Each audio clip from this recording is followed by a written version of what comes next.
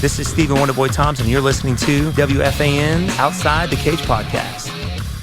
We're joined by Jimmy Smith at Jimmy Smith MMA. So you said it before I brought it up, Fight Quest. One of my favorite shows, probably one of the OG fight shows. And I believe, dude, if that came out in 2017, it might be freaking astronomical numbers. So what was your favorite?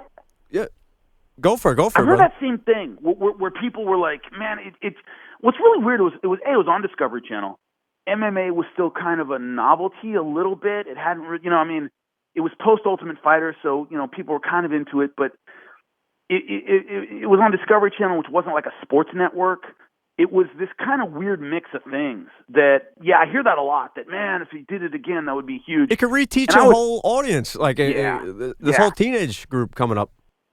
And it would not be me. I've told people that. I go, somebody else wants to do it, great. I go, the stuff we went through for that show, physically and mentally, I go, I am way too old for that these days. I'm out. They can get somebody else to do it. I'll mentor them, but it was physically unbelievably grueling, man. What was your what was the worst injury you suffered, and what was your favorite moment? Could you give us any inclination to what was your favorite martial art to learn?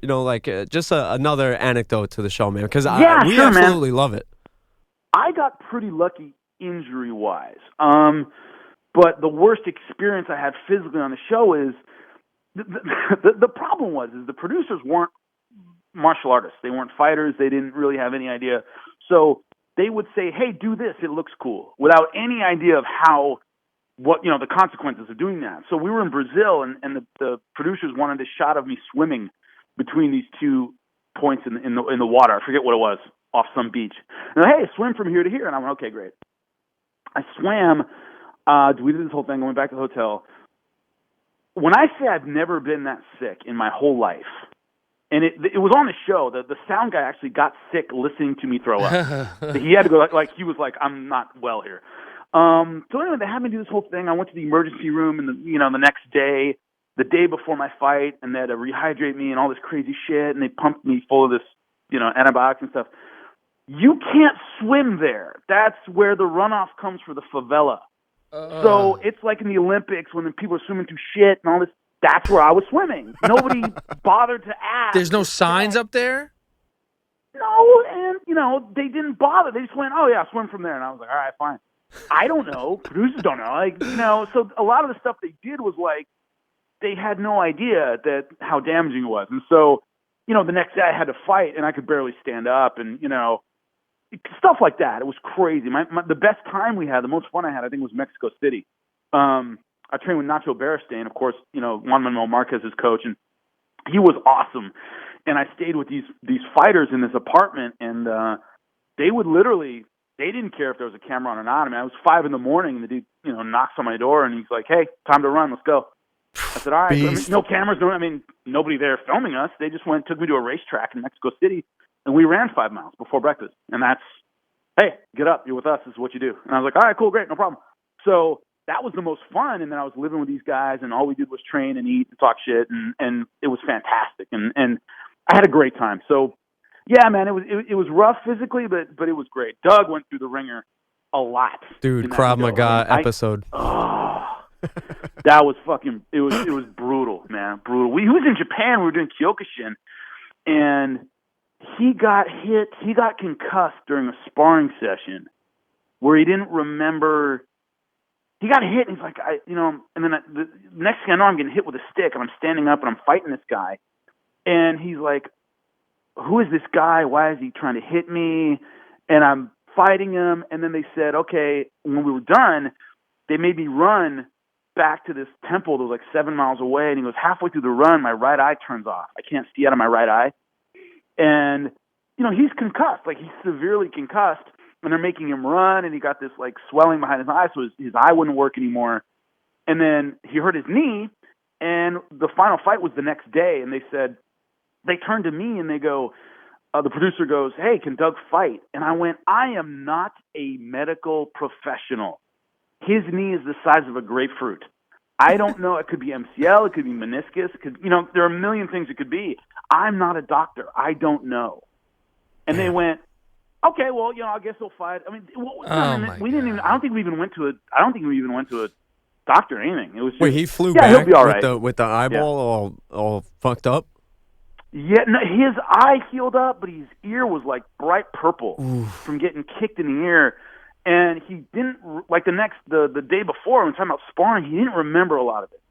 And I went, Doug, and you turn to the producer, like, dude, he's been concussed within the last like 2 days.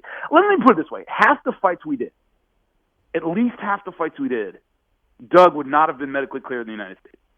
My God, dude. He would not have passed medicals. They would have said, "Have you had a concussion recently?" If he had been honest, he would have said, "Yeah." He wouldn't have passed the concussion test. He wouldn't have. That's the he fighter's couldn't stand on mentality. one leg. Stuff like that. You guys are never honest, though. They can never be honest because they have to fight. That's their life. They have to fight. Yeah, it was just we had one where his foot was all messed up in Indonesia, and the thing about us being separated, where I would go to the country and he would go to the city, that was real. I really didn't see Doug while I was training. We were separated. So when we came together, we were in Indonesia, and his foot was all purple and swollen, and it looked like a loaf of bread. And I looked down and I go, "What the hell happened to his foot?" And they said, the producer goes, "Okay, we're going to do a walk and talk where you guys are going to walk down this alley and talk about his injury." And I went, "He can't walk. What the F is wrong with you, dude?" And he goes, "No, it's like it was a plot point." And I go, "He could have sepsis. He can effing die." They didn't take him to a hospital. His foot is purple. It's all like bloated. And like, I went, "Dude, he could have blood poisoning, dude. Are you not listening to me?" And then they would, "Oh, no, he'll be fine." I'm like, you don't understand what I'm saying? It wasn't like They didn't get it. They didn't get the reality behind it. This is a great show. And I went, he can die, dude, if this turns septic. And then he went back to the States, and he was laid up for like a month, like 3 weeks. He couldn't walk. They had his foot elevated. And they told him, they went, "Yeah, a couple more days, and, we're talking about like cutting your foot off." Oh, my God. And he was like, it was purple. It was like disgusting and all lumpy. And they said, "This could get septic, and that's it for you, dude." And so, but it's like when you're on the road and you're doing these shows, the fact that you can't walk or that, something's really wrong with you physically, to them, that's a plot point. That's like, "Oh, sweet, we have this moment." Great ratings. Love the ratings. Great numbers. And you go, dude, that's his knee. And If he doesn't work. Like, I don't know how to explain this to you. Well, if they saw off his knee, saw off the leg at the knee, this is great. This is going to be a great episode. Yeah, this is going to be awesome. You go, dude, are you kidding me? Like, he has a life. That happened a lot, where it was like, you learn not to trust anybody. You were like, when me getting hurt is like great TV, you're like, I don't know if I want to trust the person next to me. Like, you don't know who's looking out for you. That was the hard part. Was this idea of the more brutal it is, and the crazier it is, the better it looks. And you go, yeah, but I got to fight next week in some other country, like, So that was the crazy part, is when you're in camp for a fight, you're working hard, but you're looking out for yourself, and your coaches are looking out for you, and everybody's looking out for you. And you didn't get that on Fight Quest. Like, I was there for a week. They didn't know me. I didn't know them. Let me give you an example. You're talking about the Israel show. I was training in Israel, and I'm with the captain of the unit I was training with. And we've been doing some hard sparring, man. We've been doing some crazy stuff. And so we're unloading all this equipment out of this shed. And the producer, and the cameraman and the producer leave. They went to go shoot something else. And the guy, the Ron, who was the commander of this unit, he starts laughing. He sees them leave, and he starts shaking his head, and he laughs.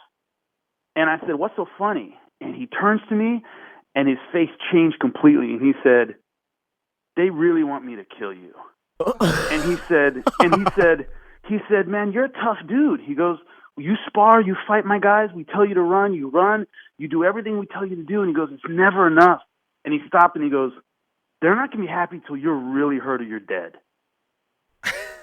And dude, that's scary. And they came back, and they were like, "Okay, like, what are we going to shoot now?" And you're just like, dude, I don't trust you at all. It was like they were going and, telling the commander of this unit who's training me, "No, Jimmy needs to be hurt more."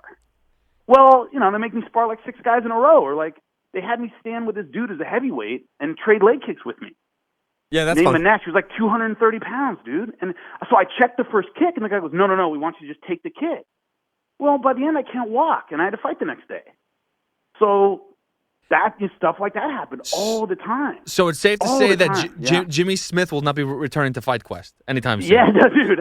It's not happening. I'm at the end of my run, man. So that's the part that people don't see, that people don't understand, is there was a lot of TV involved where it was like they put us through stuff you wouldn't do if you had to fight in 3 days.